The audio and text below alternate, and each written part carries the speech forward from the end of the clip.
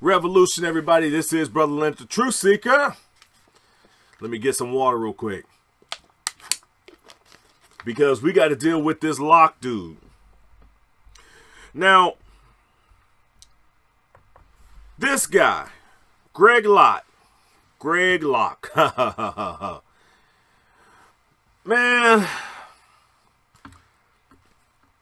he's one of these preachers that, for whatever reason, feels that he's he feels that he's bigger than what he is. Okay? And the problem that I have with him is not so much a big problem with him, per se, but he comes off with these little videos on Facebook a lot. And with these little videos, what you find is that he'll sit up there and pull out an issue. Like, I used this coffee cup thing. Remember what, last year or 2 years ago? Remember about 2 years ago, Starbucks, because they didn't want to have any issues, they came out at Christmas time with a red cup. And Christians went crazy. Christians went bananas. They went crazy over this red cup. Reason being they went crazy over this red cup was because of this.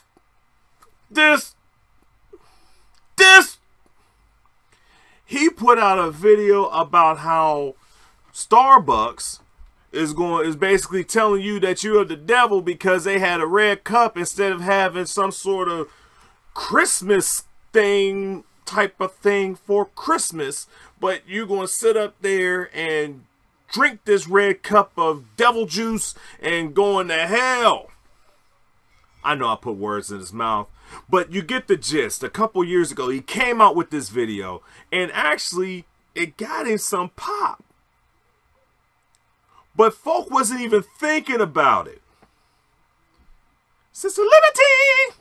But folk wasn't even thinking about it. But yet, this dude decided that he wanted to sit back here and get hype off of this cup. And all I kept saying was, dude, it's a coffee cup from a dude who owns Starbucks. And, you know, I know this is surprising to a lot of folk, but not everybody that has anything to do with America in this country really cares about Christianity, okay? Now, dude who's Starbucks dude, you know, he's a Jewish guy. And all he's doing is just placating to the audience around Christmas. Because most of the people that buy his coffee is not Christians either. But they wrapped up in the holidays. You know what I'm saying? So, he sat up there, spent all this time, sent this video out, and got big pub, got on, you know, around that time of year for Christmas. You know, Fox News is saying it's a war on Christmas. They've been doing that for the past 10 years. Like, and now this year, oh, we can all say Merry Christmas. It ain't like folk never stop saying Merry Christmas. But this dude sitting up there mad at y'all, get y'all upset mad because Starbucks had a red cup. Because of them, Starbucks don't even mess with I don't even think Starbucks must mess with the cups anymore for the holidays. Or if they do, it's like some random thing that's just like nothing. It's just like a tree or something. I think last year they had like trees. Just some little trees this year. But it was a red cup. That's all. A plain red cup. And he went bananas over it. But that's not what I'm talking about him for today. All right. What I'm talking about today with this dude is the Pulpit and Pen article Now, Pulpit and Pen, you know, they're like the evangelical form of the website that we used to run, pimppreacher.com, in a way that, but they deal with a whole bunch of, you know, whole bunch of stuff. And what we found out about him was that he divorced his wife. Now, before, they changed it up. Because yesterday, I just saw that the update happened today. But the other day it said, the article was, Greg Locke puts away his wife and finds a new girlfriend. But this week, if you're looking on the Pulpit and Pen, you're going to find out the article's title has been changed to Greg Locke divorces his wife and finds a new girlfriend. We'll deal with the divorce and stuff like that. So, oh man, and I forgot. I got to do it this way. I got to do it the other way, because I meant to show you some of these pictures. And what I'm going to do is I'm going to bring up the big screen on this. First, let me go ahead and go through some of this article. So basically there were sources around that Mr. Hall talked to. He's the writer of the web page, and he claimed that his wife Melissa was mentally ill and that they were getting a divorce. Okay, getting a divorce. Now, they said that they put the wife in, like in some sort of, you know, that the wife was basically mentally, I'm not going to say that they put her away somewhere, but that's what the article was talking about.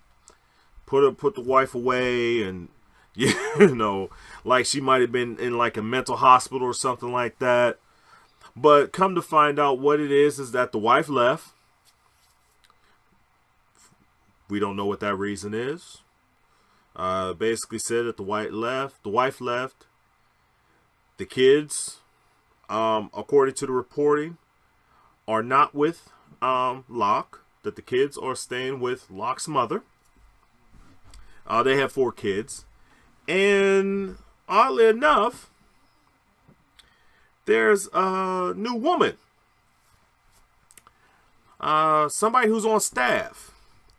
Now, I want to thank one of our revolutionaries, because yesterday we were on it.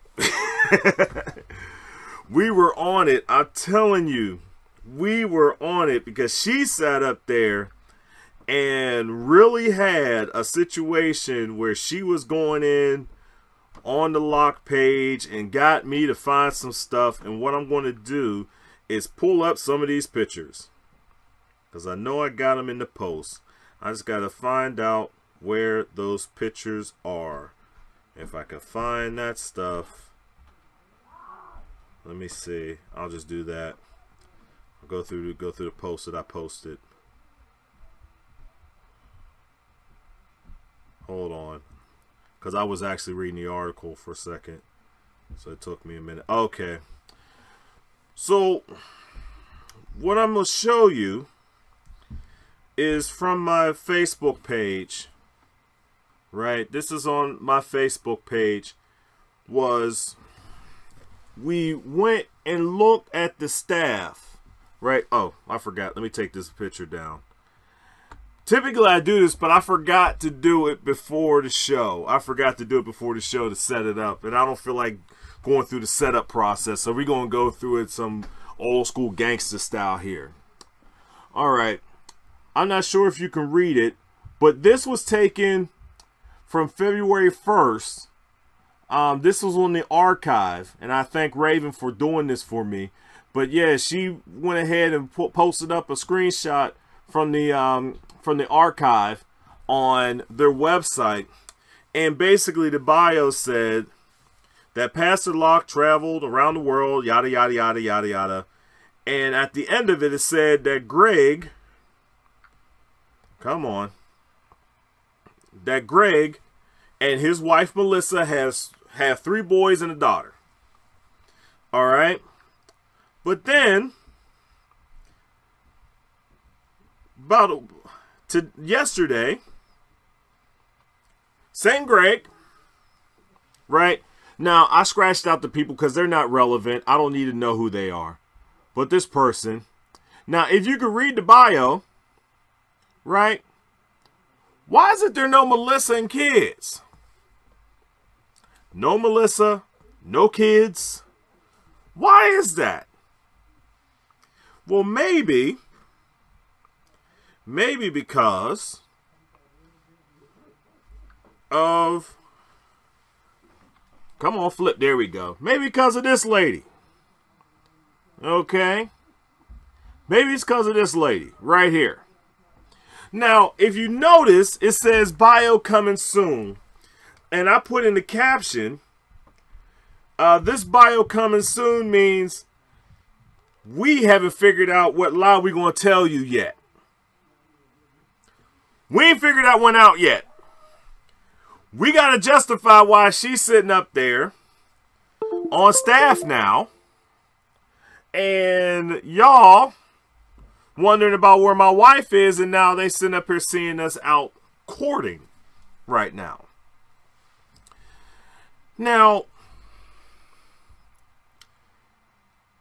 it wasn't going to take too long before this Locke dude decided that because he's big on Facebook with the Facebook videos, it wasn't going to take long before the Locke dude decided that he wanted to come out with his own video. Now, when I found this video this afternoon, I was kind of like, I needed to pick me up at the time because I've been dealing with a lot of heavy stuff lately. A lot of busy stuff going on in my life right now. And it's not just Daryl Yancey. Okay? I'm really in for whatever reason, I'm in a big fight with my dog catcher. Which is oddly enough, I didn't expect it to take up this much time. But I'm fighting my dog catcher and we're trying to deal with this stuff. But like right now, I have, if you've been hearing the dings and stuff like that, I got about 4 or 5 different folks sitting up there dinging me because of the dog catcher.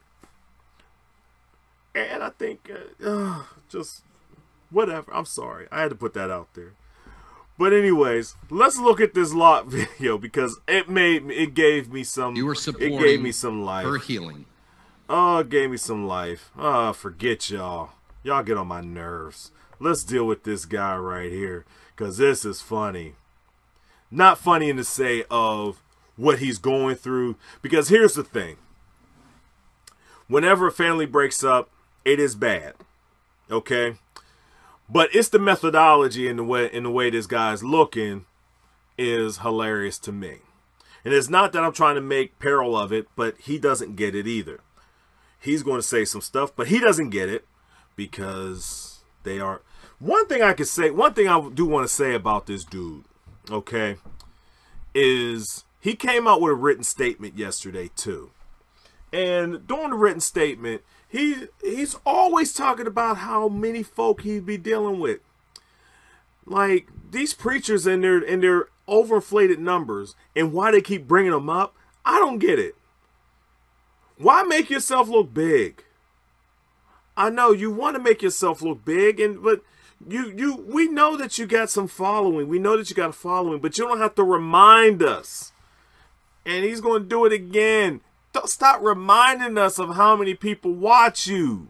We don't need to know. We don't care. At least I don't. I don't care. Need to bring your little. Hey guys, Pastor Greg Locke here. I want to take a moment and address here on this video, this media firestorm that many of you realize that I'm in right now. And I do not do this video for my detractors. I do this All right, video now first of all, specifically for my friends, my family. all right, first of all, you know, it is funny how every time something happens that it shows up in the media, that now he has to blow it out of proportion as if it's some media firestorm. All right. There are only a few of us who are saying anything about this guy. Okay? And the reason why I'm saying anything about this guy is because of all the stuff that's around it. Okay? Now, I don't know whether or not he's with that woman or not. Okay? But it is kind of interesting that everybody else on that staff has a bio and she don't. I don't know if he was really divorced or his wife had, yes, Lloyd, literally a dog catcher. Trust me. It's a mess. But I don't know that that he was literally divorced, because I really don't pay too much attention to this brother. I really don't, because after I realized what was going on with the coffee cup, he wasn't really worth my time. Y'all get caught up on a lot of this stuff. Get caught up on all this extra stuff that, you know, he's in this extra stuff. Right? In one of the videos, because after this, I started watching some of this stuff. One of the videos, he's mad and upset over, and this is classic. He was mad and upset that people, when he was talking about Planned Parenthood, regardless of what you think about Planned Parenthood, I don't really care. But he was talking about how people donated in his name to Planned Parenthood, like thousands upon thousands of dollars. Because when you're a church, when you're a preacher like this, and you go ahead on and you want to offend everybody, you know, when you're sitting up here thinking that you're preaching the gospel, but you're actually just being offensive to people, they get mad at you. And then they start doing stuff like donating to causes that you hate in your name. So now that December 31st was coming up, guess what? His mailbox was flooded. Flooded with donation requests from Planned Parenthood. He talked about it in the video. Like, he's getting all types of requests because they donated in his name. Right? So when you do stuff like this, expect it, right? See, when I'm doing these things and I'm talking about preachers and everything like that, I typically stick to preachers, right? I don't necessarily deal with the people. Why? Because the people still need to hear Christ. We need to get the folk that's blocking Christ out of the way so that the people can actually hear hear the real Christ. Hear Christ, not to hear them. My job is to try to get them out the way so that the people can hear Christ. But yet, we sit up there and be so offensive to the people with all this stuff about the things that they don't even care about. Okay? Y'all sit up here having all these fights, and all you're doing is just offending people and making enemies. That's what I said last week. Y'all make enemies. Why are we making so many enemies? Now, granted, I made an enemy out of my dog catcher.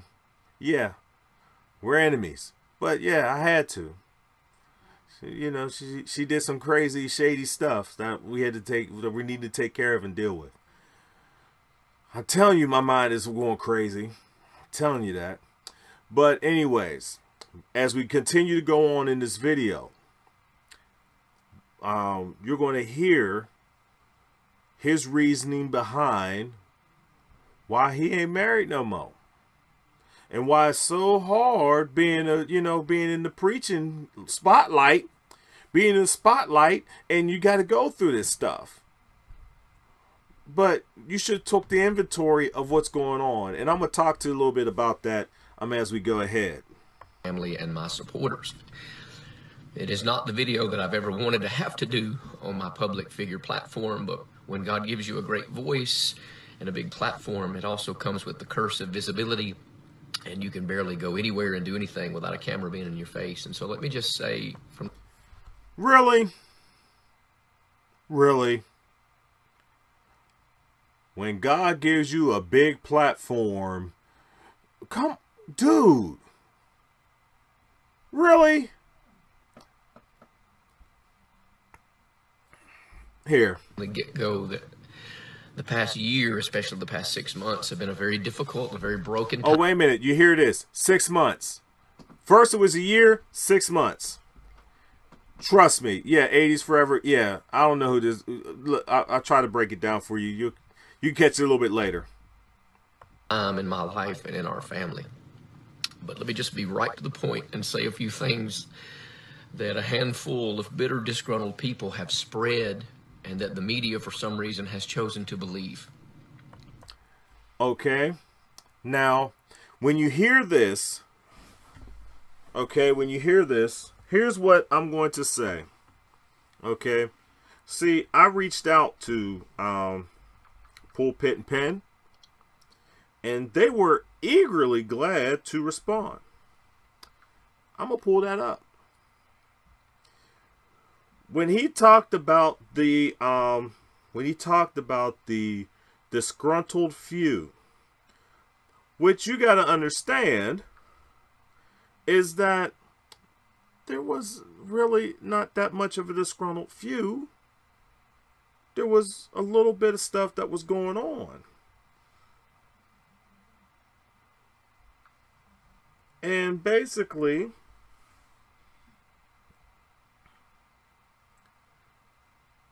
the disgruntled few is the writer himself, that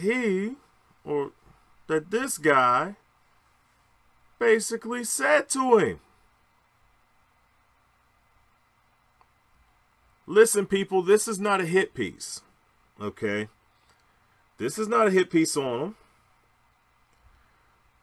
You know, they want to act like, he wants to act like, just like how Andy did, that for some reason that he's the victim here. No, you're not the victim. Let me let you finish. Let me finish this up, and then I'll go ahead and deal with this more. You know, Listen very closely to what's going to come out of my mouth. I am a divorced pastor at this point in my life, but I did not divorce my wife. And I did not send my wife away, and the papers will verify that. Both the papers from the beginning and the papers that I have on my desk that say that the case is closed. They're trying to spin this little soliloquy of a story. This all happened a month ago. This has been the longest 6 months of my life. 6 months. And at the time of this video, my wife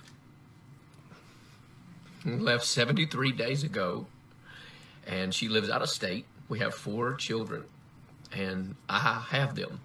The 4 children are with me. Technically, your mother does. And if that doesn't say something for my character, then I don't know what Technically, does. your mother does. This has been a very difficult time. They're staying with your mother. Details of my marriage and the failure thereof are not for Facebook public consumption. But I did not divorce my wife. And now people are saying, months later, that I'm an adulterer or that I've got a romantic relationship. My church from day one has known every single detail of what has taken place because I'm their pastor, I'm their shepherd, No, they I'm haven't. to them. And the original family that lives an hour away from our church that spun all of this nonsense out of control and made up all of these lies blame and them. began to force assumptions down people's throats. They weren't even there the night that I gave the original announcement. Okay? My kids are hurting through this. I'm hurting through this. My ex-wife is hurting through this. Our church is hurting through this. And now they're dragging a lot of people through the mud for no reason. I did not divorce my wife. And if the fact that I'm divorced now disappoints you, try being me. Okay? You ever listen to a guy named Charles Stanley? I'm starting to understand what real brokenness is in life. But am I going to move forward in my life? Yes, I have to. I'm 41, almost 42 years old, and this has been the longest, almost 3 months of my life. It's been a nightmare, and now my nightmare has become public consumption for people around the world to spin stories the lady in question has worked for our church for a long time and been my wife's best friend for a very long time. And both of our families have been the closest of friends. We have done things together for years. And that has never, ever come into question and been a problem until all of a sudden this happened and I became single. I got up before my church long before these silly stories ever broke. And I told our church family, look, this is the most broken time of my life. And we've had a lot of people walk away because of the divorce part of it. And they're good people, I understand that. But I told them, I've got to move forward with my kids and with my life. And no, I'm not in some romantic, adulterous relationship as people are trying to spin this thing out of control and try to prove the facts. There are no facts in regards to that nonsense. We have the facts. I have the paperwork. And it's just been a nightmare. I don't know what else I can say. I don't know what else I can be honest about. I'm not going to demonize my ex-wife, and people are like, oh, are you going to reconcile? Are you going to work on it? Do you understand, if you've ever been divorced, that divorce is the finality of what you've been working on? It's not the beginning and the cause of it. We've been working on some real mental, emotional heartbreak for a very, very long time. And that's a difficult reality. But my church doesn't want me to resign and step down. There's no sin in my life. Let me finish. And I didn't put away my wife. And this is the hardest thing I've ever had to face and the hardest video that I've ever had to make. And people can assume what they want, but I've stated my piece. I'm not going to keep bringing it up. I can't keep dragging my kids through this. So I love you guys, and if you want to keep supporting, keep supporting. I'm going to keep preaching the Bible and living clean and living right. But I'm not dragging my personal life, nor hers or anyone else's, through the mud. These people are investigating, and they're calling everybody they can. There's nothing. They can dig up anything they want. They're not going to find anything. They're going to find a broken-hearted situation that they have used for their benefit. And they're going to continue to hurt a lot of people. So listen, I love you guys, but I love God more. And I got to do what God says. And sometimes the most difficult thing I'll ever be able to do is what I'm doing right now. Just be still and let God fight my battles. But if you choose to believe that nonsense in the media, believe it. And that's fine. God will help us live it down and outlive it. But at the end of the day, in 25 years of preaching, I have never had one moral misgiving. I've never had one financial scandal. Nothing. So you believe anything that you want to believe. But God's going to vindicate me in this situation. There's no doubt about that. And this is the most difficult journey I've ever taken in my life. And one of the longest videos that I've ever put on my page. So I love you guys. I just ask for your prayers for our church, for our family, and for moving forward, and for what that looks like. And people can spin whatever they want to spin. But at the end of the day, God's still good, even when things aren't. And life goes on. Other people always have it worse.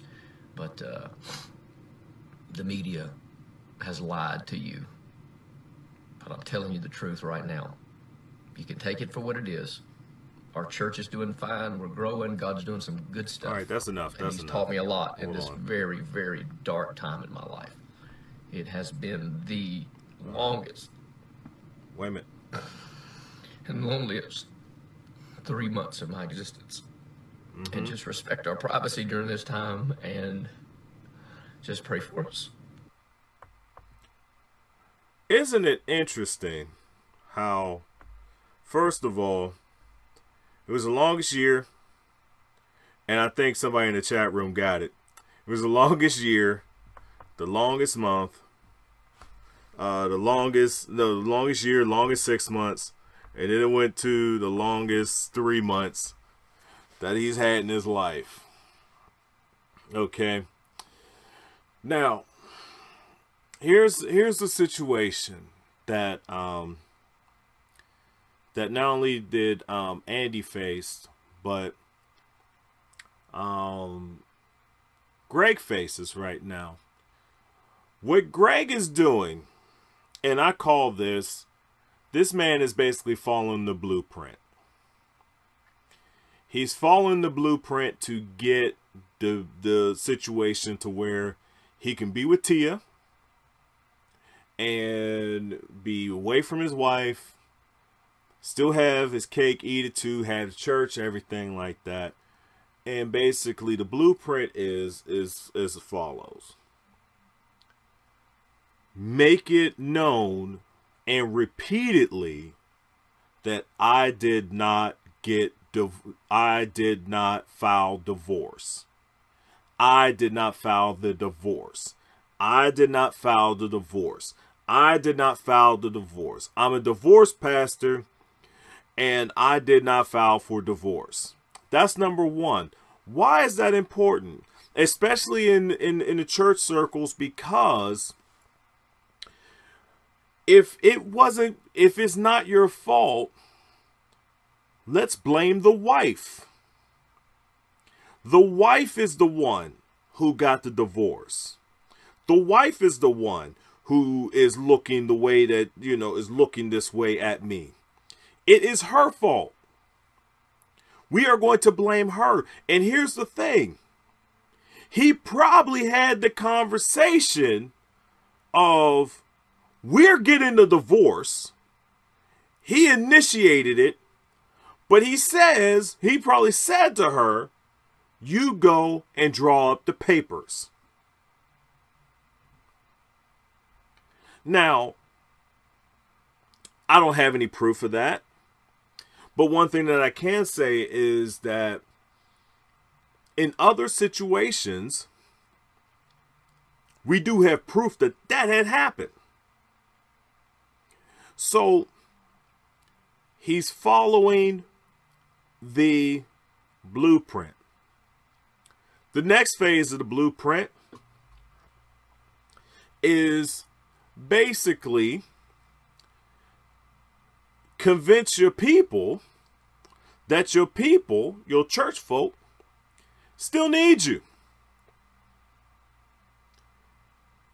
Very interesting how he's basically made himself the victim, and that basically telling his church folk and the supporters to have sympathy on him. And to make it so that God has still got a call on my life, that God is still going to do great things in my life, that I'm still going to be a great man in God. So you still need me to be this great man of God.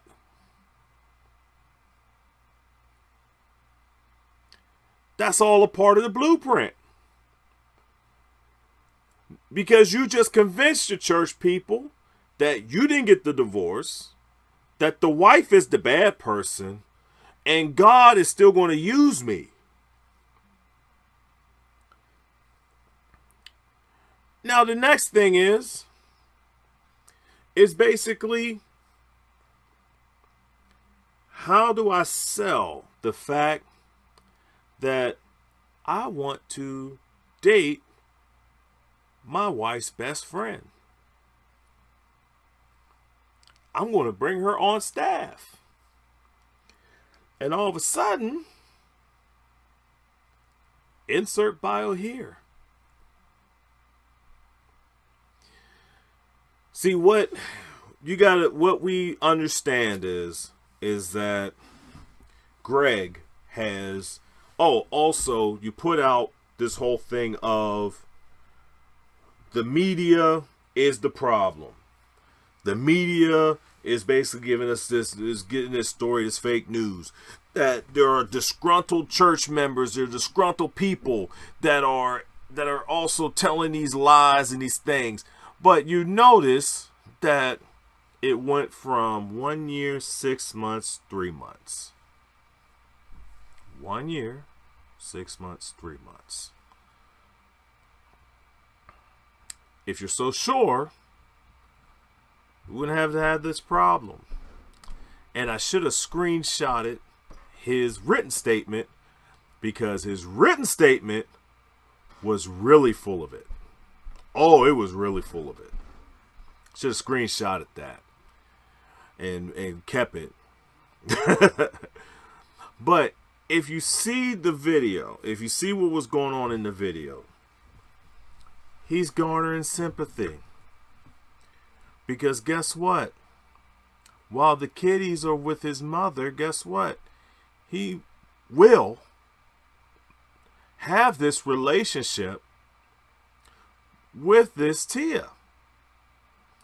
He will do this.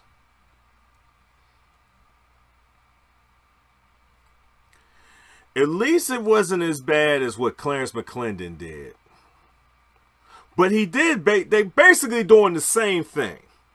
What Clarence did was he kicked his wife out on, basically kicked his wife out, lack of a better word, kicked his wife out on Sunday, and the following Sunday he was married to his new wife. Basically, the divorce was, as soon as the divorce was final, the following week after church, he got Earl Polk, Dennis Leonard, Paul Morton, and they all came out to California for him to marry his wife that he's married to now. While Tamara is like, what in the world happened? But in that situation, you want to know how gangster that was? The wife started coming to the church. She sat in the back. As she kept coming to the church, she kept moving up. She kept moving up to the point where she was sitting right behind the first lady. But yet people in the church were seeing him out with the chick behind the first lady. I'm just saying. That's how that went down. How this is going down is that he has finagled and finessed his way to justify his adultery. And he could sit up there and say all he wants, that he's not committing adultery, whatever. It is what it is. You can lie to your people like that, and you'll be able to get away with it because they think that you have some sort of word or something like that. You can sit up there and lie all you want. Because notice, he started talking about how people are spinning it the way that they want to. Spin, spin, spin, spin. Fake news, fake news. No, no, no, no, no, no, no, no, no, no, no, no. Listen, we've been at least I've been in this game way too long. And I could catch the bull. I can catch the bull. And what Greg Locke just gave us was bull. Okay? Now, for a scriptural perspective of this situation, when it comes to pastor and stuff, you know I love to go to 1 Timothy 3. And we're going to sit up there and look at this. Here's a trustworthy saying.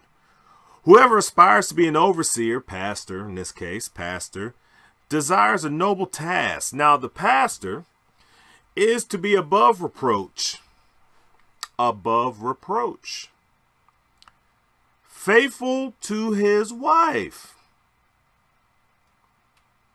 Temperate, self-controlled, respectable, hospitable, apt to teach. Not given to drunkenness, not violent, but gentle, not quarrelsome, not a lover of money. And look at verse number 4. Verse number 4. 1 Timothy 3, verse 4.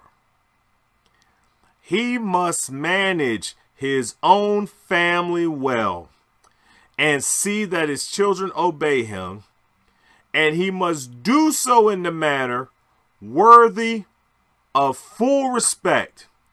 Verse number 5. In parentheses, I might add. If anyone does not know how to manage his own family, how can he take care of God's church?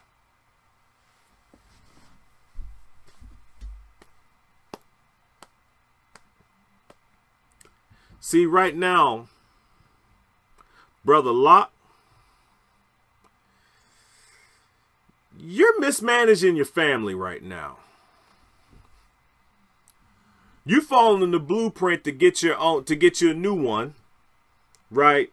And you think you're gonna justify your way of getting a new one, but right now you're mismanaging your family.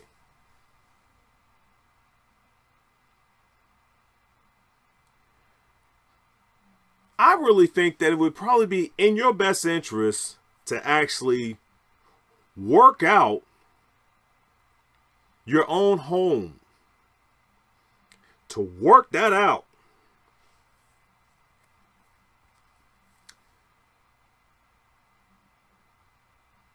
Because here's what we're finding is that you notice how he said in the video that he didn't, that there was not one financial misdealing or anything like that. Now, I'm not saying that there is. I didn't, but stuff like this, when you say something like that, when nobody was talking about money, you notice that? Nobody said anything in the article, in the pulpit and pen, had nothing to say about money. But money's on your brain. So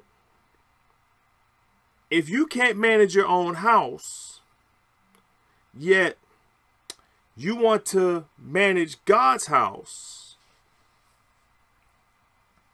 something tells me, and I'm not going to sit up there and say, but don't be surprised.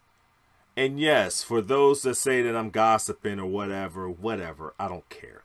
But I'm saying this because this is speculation. Don't be surprised when we have another article and another story about some sort of Greg Locke mismanagement of funds somewhere in the near future. Don't be surprised. But brother, instead of worrying about that Starbucks coffee, you might want to worry about your wife. And you can sit up there and say that she divorced you or whatever. Okay, whatever. But we understand the truth, and the truth of the matter is that yet she may have drew up the papers, but it was not her idea. That we know. You following the blueprint, brother. You following the blueprint of how to get rid of your wife, how to put your wife away, and have a new wife, and still do it and maintain your church.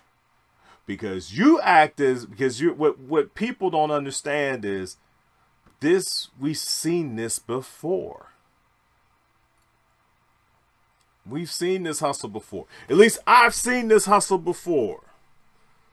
Seen this hustle before enough to know that there is a method to doing it. And you're following the method.